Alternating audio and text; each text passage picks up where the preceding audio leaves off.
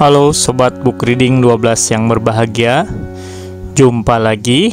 Kita akan melanjutkan pembacaan buku kita, masih dengan buku Jangan Bakar Taman Surgamu karya Jalaluddin Rahmat. Pada episode kali ini kita akan membacakan sebuah bagian yang berjudul Salman Ibnul Islam, Gubernur Tawadu. Bismillahirrahmanirrahim.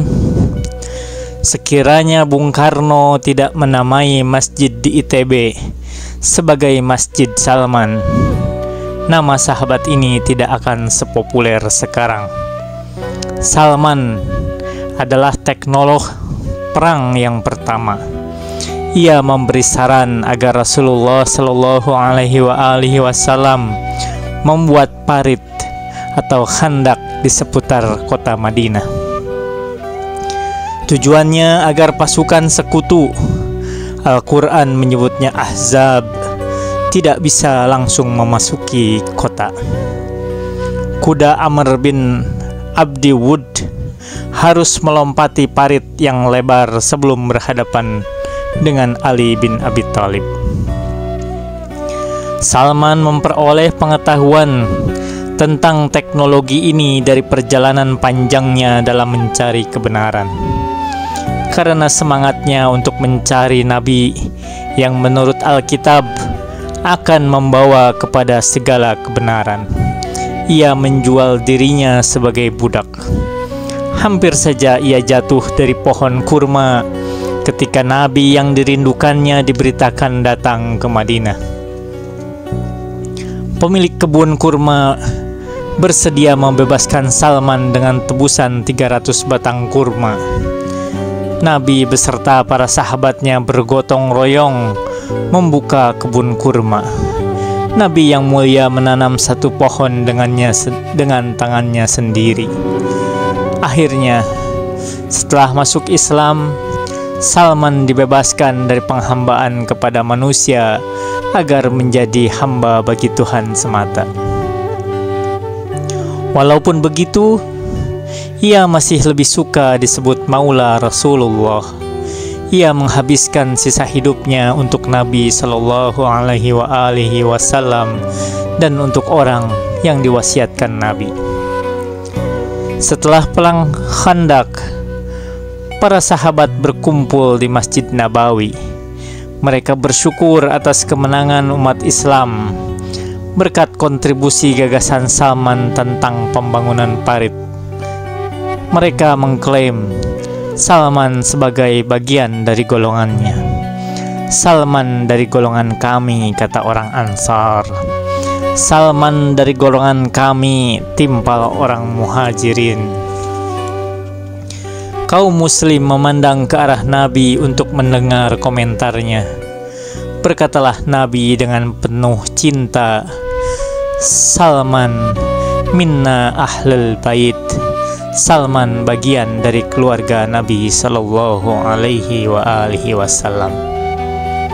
Lalu Nabi melanjutkan, jangan sebut dia Salman Al-Farisi, tapi sebutlah dia Salman Al-Muhammadi, Salman dari keluarga Nabi. Pada hari yang lain di Masjid Nabawi, para sahabat sudah berkumpul sejak waktu duha, menunggu azan zuhur. Masuklah Salman bergabung bersama saudara-saudaranya, kaum muslim. Mereka ingin tahu nasab Salman. Saya dari kabilah Tamim, kata salah seorang di antara mereka.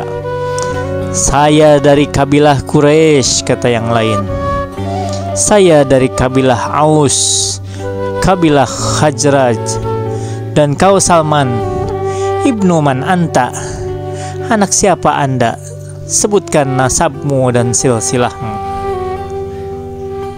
Salman terdiam sebentar. Kemudian ia berkata untuk menegaskan inti ajaran Rasulullah, anti rasisme dan anti tribalisme. Aku anak Islam. Dulu aku tersesat, lalu Allah memberiku petunjuk melalui Muhammad. Dulu aku miskin, lalu Allah mengayakan aku melalui Muhammad. Dulu aku budak, lalu Allah membebaskan aku melalui Muhammad.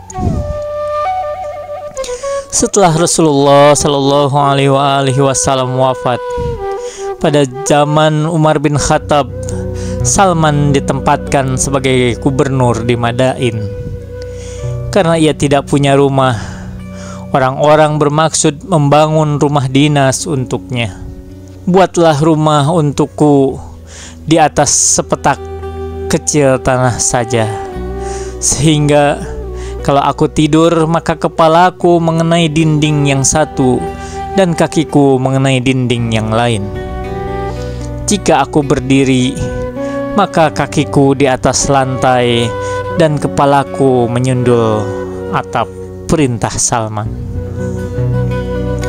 Pada suatu hari di pasar yang ramai, seorang pedagang dari Syam melihat Salman dan menduganya sebagai kuli pasar.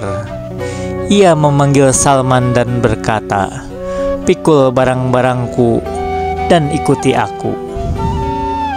Salman sang gubernur dengan patuh mengangkut barang-barang itu ke pundaknya. Sepanjang jalan, tidak henti-hentinya pedagang itu memaki Salman karena jalannya yang lambat, karena nafasnya yang tersengal, dan karena tubuhnya yang sudah renta. Di pertengahan jalan, banyak orang yang mengenalinya. Mereka memberitahu orang Syam itu bahwa pemikul barangnya adalah seorang gubernur. Dengan malu dan takut ia berkata, "Letakkan barang itu, Sayyidi. Saya mohon maaf, saya tidak mengenalmu." Salman menolaknya. Ia antarkan barang milik pedagang itu sampai ke tujuannya. Ia berkata, "Dengan memikul barang itu, aku melakukan 3 hal yang utama. Aku menanggalkan kepongahan, aku menolong kaum muslim untuk memenuhi keperluannya, dan aku menghindarkan orang Islam lain yang lebih lemah dariku dari makianmu. Wa ma taufiqi illa billah. Alaihi tawakkaltu wa ilaihi unib. Wassalamualaikum warahmatullahi wabarakatuh."